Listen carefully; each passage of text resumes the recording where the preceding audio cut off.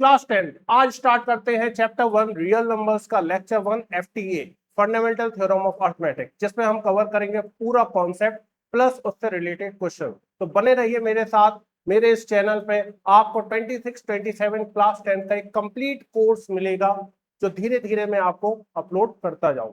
तो चलिए स्टार्ट करते हैं हम रियल नंबर्स का। तो यहाँ पर हम समझते हैं बेसिक के साथ। तो सबसे पहले हमें अगर फंडामेंटल थ्योरम ऑफ अर्थमेटिक समझना है तो उससे पहले हमें कुछ कॉन्सेप्ट बहुत क्लियर होना चाहिए। सबसे पहला कॉन्सेप्ट है हमारा प्राइम नंबर का। अगर आपसे मैं पूछूं कि प्राइम नंबर है क्या, तो प्राइम नंबर क्या है, तो आप बोलोगे कि प्राइम नंबर वो होते हैं जिसके दो फैक्टर्स होते हैं। यही करेक्ट डेफिनेशन। अगर आपने बोला कि प्राइम नंबर्स वो होते हैं जो डिविजिबल बाय वन और इटसेल्फ होते हैं, तो उसमें आप कंफ्यूजन होंगे वन को लेके कि भाई वन कौन सा प्राइम नंबर है, वन तो वन से भी डिवाइड हो रहा है, वन तो इटसेल्फ से भी डिवाइड हो रहा है, तो ये कंफ्यूजन बनी रहती है। इसलिए आप प्राइम नंबर की जो डेफिनेशन रखें वो होगा ओनली ओनली टू फैक्टर्स, जिसके दो ही फैक्टर्स हो, इससे ज्यादा नहीं।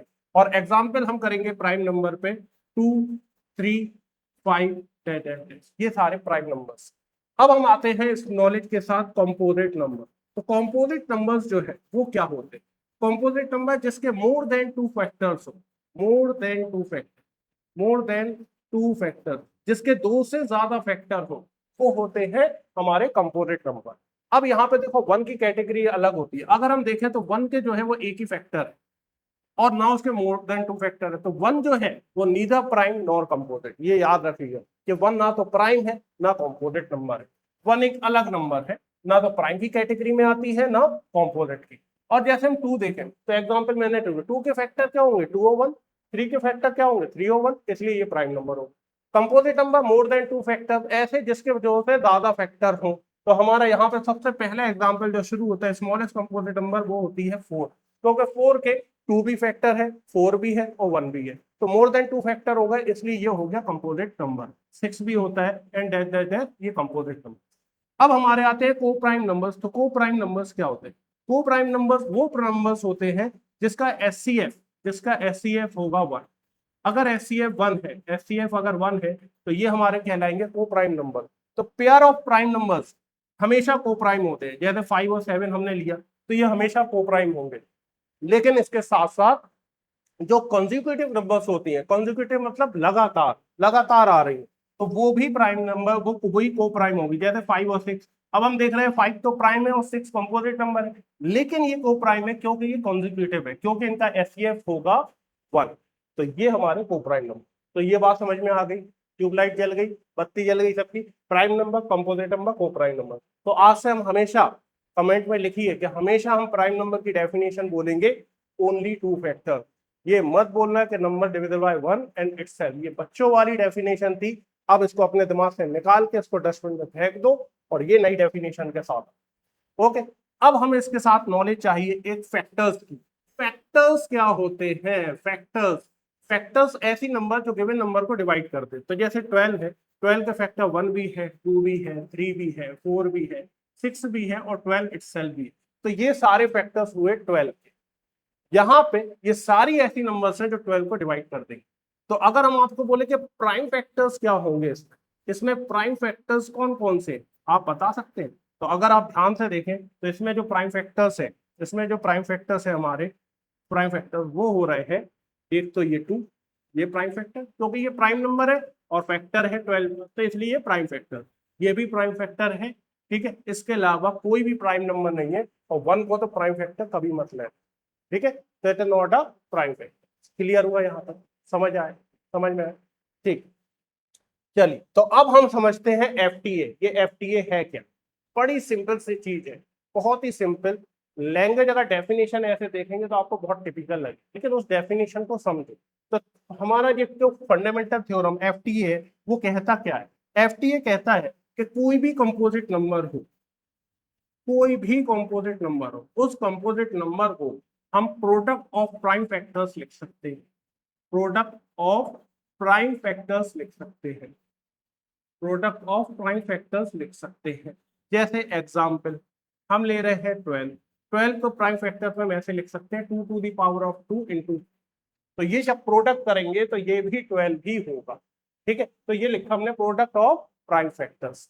अब आप देखिए इसमें कि और वो क्या बोलते हैं, वो ये बोलते हैं कि ये जो है ये यूनिक है, जैसे यूनिक फॉर 12, लेकिन ऑर्डर यूनिक नहीं है। इसका मतलब हम और करके इसको हम ऐसे भी लिख सकते हैं 3 into two to the power of 2।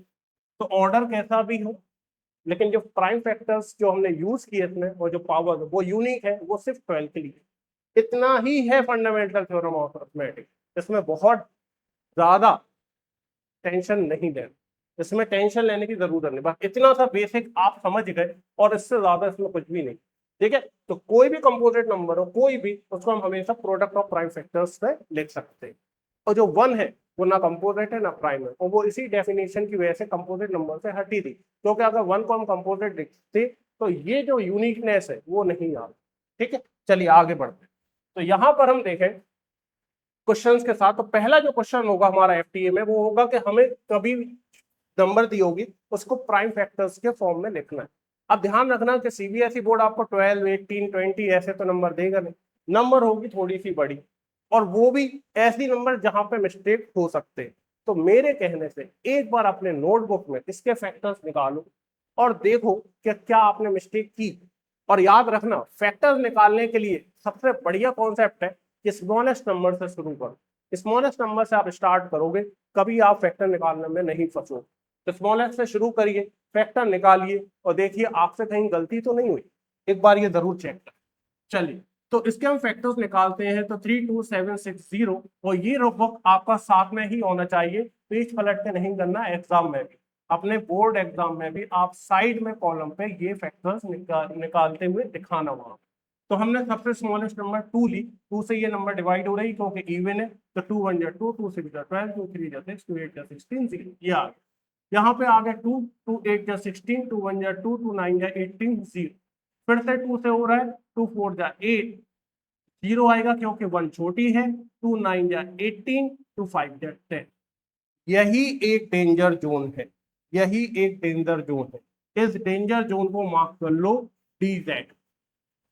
DZ mistake mark कर लोगे तो आपकी वो मिस्टेक फिर दूर हो जाती है। तो मिस्टेक मार्क कर लो, यहाँ पे मिस्टेक आपको आई, काफी बच्चों को आती है मिस्टेक, तो यहाँ पे 495 लिख देते हैं और वो गलत हो जाता है। ठीक है, क्योंकि इसका सम जो है वो आ रहा है हमारा 18, जो डिवाइड हो सकता है 3 से, तो ये भी नंबर डिवाइड होगा 3 से। तो 3 1 जा 3, 3 3 जा 9, 19, 3 6 जा 18, 3 5 जा 50। अभी भी अगर हम देखें तो यहाँ पे ये जो सम है 11 और 15, तो ये भी 3 से डिवाइड हो सकता है। तो 3 4 जा 12, 3 5 जा 15, 3 5 जा 50। अब सम आ रहा है 14, तो 3 से डिवाइड नहीं हो सकता है। यूनिट डिजिट 5 है, तो आप 5 से डिवाइड कर दीजिए। 5 9 जा 5 1 जा। अब ये डिवाइड हो सकता है 7 से, तो 7 1 जा 7 3 जा, और लास्ट नंबर बचती है हमारे पास 30। तो हम जो फैक्टर्स लिखेंगे, सबसे पहली बात बच्चों, ये मेरी सबसे रिक्वेस्ट है, इसको ऐसे में लिखो 2 इंटू 2 इंटू 2, 3 इंटू 3, क्योंकि अगर आपने ये पैटर्न सेट किया तो आपके एक दो क्वेश्चन में मिस्टेक हो सकती है, और आपको एलसीएम में मोस्टली मिस्टेक होती है। तो क्योंकि हमने एक्सपोनेंट्स पढ़े हैं, तो आप इनके फैक्टर्स एक्सपोनेंट फॉर्म में ही लिखें, इससे आपका टाइम भी सेव होगा। तो 2 into 2 into 2, 3 into 3 into 3, 5 into, ऐसे मत लिखना। हम लिख सकते हैं 2 टू दी पावर कितने हैं 2 3, 3 टू दी पावर कितने लिख सकते हैं 2, 7 का 5 एक ही है, 7 एक ही है, 13 एक। तो इस तरीके से हम इसको लिख सकते हो, ये हमारा आंसर है। तो 32760 number as a product of prime factor. अब आपको लग रहा है सब बोर्ड में इतने इजी क्वेश्चन हो गए, जब बोर्ड का प्रेशर होता है तो यहाँ पे मिस्टेक होती है, इसलिए अगर आप अभी से मार्क कर लोगे तो ये मिस्टेक नहीं होगी। समझ आए? ऐसे ही आपको बड़ी बड़ी नंबर्स मिलेंगी और उनको हमें प्रोडक्ट ऑफ प्राइम फैक्टर्स के फॉर्म में लिखना है। तो ये आपका फर्स्ट क्वेश्चन टाइप। इसी से रिलेटेड एक और क्वेश्चन जिसमें हमें करना है sum of exponent of prime factor, मतलब इसके हम फैक्टर्स निकालेंगे लेकिन सम ऑफ एक्सपोनेंट लिखना है। अब आपके बात समझ में आई होगी कि मैंने क्यों बोला था कि इसको एक्सपोनेंट फॉर्म में लिखो, इसको एक्सपोनेंट फॉर्म में लिखो, क्योंकि हमारे ये भी क्वेश्चंस आ सकते हैं, ये भी एक पीवाई के क्वेश्चन है। तो इसमें आपको 196 से फैक्टर्स नहीं लिखना, आपको सम ऑफ एक्सपोनेंट लिखना है। तो पहले हम 196 के फैक्टर निकालते हैं। हमने बोला था सबसे पहले स्मॉलेस्ट नंबर से शुरुआत करना, जब भी आप फैक्टर निकालो तो 2 8 जा 2 9 जा 18, 2 8 जा 16, ये आ गया 98। फिर 2 से जा रहा है तो 2 4 जा 2 9 जा 18, फिर 7 और ये 7 1। तो 196 को जब हम प्रोडक्ट ऑफ प्राइम फैक्टर लिखेंगे तो 2 to the power of 2 into 7 to the power of 2। लेकिन क्वेश्चन में पूछा गया था कि आपको लिखना है सम ऑफ एक्सपोनेंट, तो ये एक्सपोनेंट से जिसका हमें करना है सम, तो हमारा जो फाइनल आंसर होगा सम ऑफ एक्सपोनेंट्स, वो होगा सम ऑफ एक्सपोनेंट्स, वो होगा 2 + 2 दैट इज 4, तो 4 इज द। तो आई होप समझ में आया। तो जैसा क्वेश्चन वैसे ही हमें कंप्लीट आंसर देना है। तो यहाँ पे क्लियर बात हो गई कि जब भी आप प्रोडक्ट ऑफ प्राइम फैक्टर्स लिखें तो उसको एक्सपोनेंट फॉर्म पे लिखें, ना कि 2 × 2 3 × 3 जैसे आपको कई लोग बताते हैं। चलिए, ये है हमारा एफटीए पर सेकंड टाइप का क्वेश्चन, जिसमें आपको एक नंबर होगा, उसमें पावर जो है वो वेरिएबल के फॉर्म में होगी, और आपको ये बताना है कि ये एंड विद डिजिट 0 होगा कि नहीं। तो इससे पहले हम ये जान लें कि कोई भी नंबर एंड विद डिजिट 0 होगा, अगर एंड विद डिजिट 0, कोई भी नंबर अगर एंड विद डिजिट 0 होगी तो उसके लिए क्या होना चाहिए, उसके फैक्टर 2 एंड 5 ये दोनों ही होना चाहिए। अगर इसमें से एक भी मिस है तो वो एंड विद डिजिट 0 कभी नहीं होगा। बस यही याद रखना है हमारे इस क्वेश्चन के लिए, यही एक छोटा सा कॉन्सेप्ट लगेगा। अब जब हमने देखा कि ये फैक्टर्स होना चाहिए, मतलब उस नंबर के को, उस कंपोजिट नंबर को हमें प्रोडक्ट ऑफ प्राइम फैक्टर्स के फॉर्म में लिखना है, तो इसका सॉल्यूशन कैसे होगा। चलिए सॉल्यूशन हम देखते हैं कि हमें 6 टू द पावर n लिखा है, इसको आप इसके प्रोडक्ट ऑफ प्राइम फैक्टर्स के फॉर्म में लिखें तो 2 × 3 होल पावर n, ये आ गया। अब हमने देखा कि 2 तो फैक्टर है लेकिन 5 फैक्टर नहीं है, तो अब स्टेटमेंट कैसे लिखेंगे, हम लिखेंगे 2 is a factor, 2 is a factor but 5 is not a factor. तो ये हमने बता दिया कि भाई 2 तो फैक्टर है लेकिन ये इसमें 5 नहीं है, therefore it will not and with digit 0, it will not and with digit 0, और ये हमारा कंप्लीट आंसर। तो आई होप समझ में आ गया। तो इस क्वेश्चन के सॉल्यूशन को हमें ऐसा ही करना है, बस इतना ही करना, कॉम्प्लेक्स नहीं बनाना। मैथ्स को जितना सिंपल और इजी रखोगे उतना ही अच्छा स्कोर बनेगा। ठीक, तो आई होप क्लियर है। चलिए अब हम आते हैं नेक्स्ट क्वेश्चन की तरफ, जो हमारा थोड़ा अलग पैटर्न पे है। टॉपिक वही है, कॉन्सेप्ट वही है, बस थोड़ा सा पैटर्न अलग है। तो ये नंबर जो है हमें ये बताना है कि कंपोनेंट है कि नहीं। ठीक है, यहाँ पे या तो हम इसको पूरा मल्टीप्लाई करके और फिर सॉल्व करके बताएं कि भाई ये नंबर है, इसके मोर देन 2 फैक्टर्स हैं, तो ये कंपोनेंट होगा। अगर देखा जाए तो इसमें आइडिया क्या देना है, हमें सिर्फ ये दिखाना है कि जो नंबर है उसके मोर देन 2 फैक्टर्स। इस नंबर को जब हम सॉल्व करेंगे तो हमारे पास एक ऐसी नंबर आएगी, सपोज दैट ये बॉक्स में इसका सॉल्यूशन, इस पूरी नंबर ये बॉक्स में आई, इसके 2 फैक्टर्स तो हमेशा होंगे। कौन कौन से, जरा कमेंट में लिख दीजिए। एक तो होगा 1 और एक होगा इटसेल्फ, होगा कि नहीं। तो 2 फैक्टर तो इसमें हमेशा ही है, हमेशा 2 फैक्टर होंगे। वो 2 फैक्टर कौन से, 1 एंड इटसेल्फ। अगर हमने एक और फैक्टर दिखा दिया तो और जितने फैक्टर, उससे क्या जरूरत है, हमें तो बस एक फैक्टर और एक्स्ट्रा दिखाना है और हमने बता दिया कि ये कंपोनेंट नंबर है। तो उसके लिए हम इसको लिखेंगे, इसके लिए सॉल्यूशन जो हमारा होगा, हमने पहले नंबर लिखी 29 × 23 × 19 × 13 + 20।